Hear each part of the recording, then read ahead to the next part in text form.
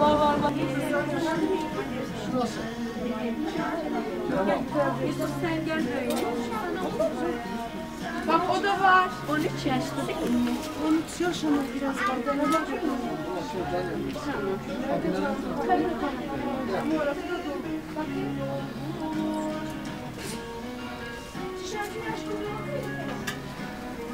Peki şimdi tamam.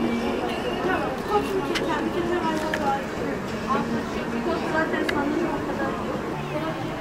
Olsun abla.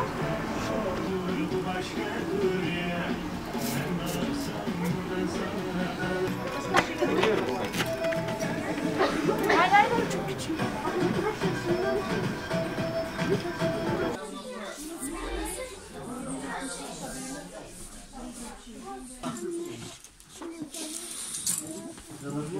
Bir giyelim, bir bakalım, bir giyelim bakalım.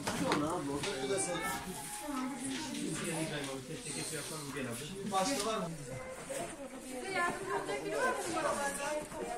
Siyah ya da kırmızısına bakabilir miyiz? Bakalım. Nasıl oldu yani? Kaç numara? 37. Bir giy bakalım.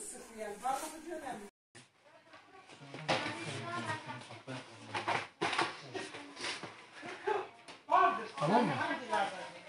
Yetimler Vakfı Gümüşhane Temsilciliği ve Umut Kervanı İnsani Yardım Vakfı Gümüşhane Temsilciliği olarak bugün Gümüşhane'de ihtiyaç sahibi ve yetim ailelerimizin çocuklarının bayramlık kıyafet ve ayakkabı ihtiyaçlarını karşılıyoruz. Bugün çocuklarımızı giyindiriyoruz. Rabbim katkısı bulunan bütün hayırseverlerden razı olsun. Ne mutlu o insana ki yetimin yüzünde bir tebessüm olabiliyor. Rabbim hem hayırseverlerden hem de yardım gönüllüsü kardeşlerimizden razı olsun. O kaç